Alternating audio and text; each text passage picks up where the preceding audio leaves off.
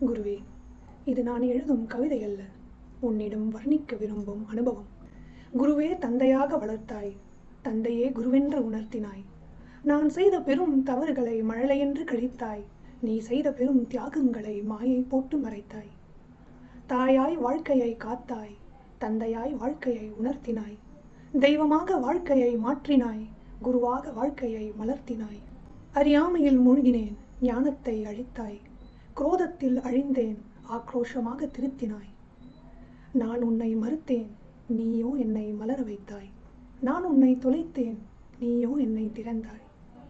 தந்தையே, உன்னை பற்றி பாடவோ எழுதவோ வார்த்தைகளும் உணர்வுகளும் தன் இயலாமையை உணர்கின்றன.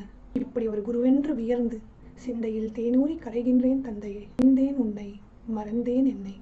உன் பாதம் என் கோயில், என் வாழ்க்கை உன் கையில். என்றென்றும் உந்தன் மகள். நித்யானந்தம்.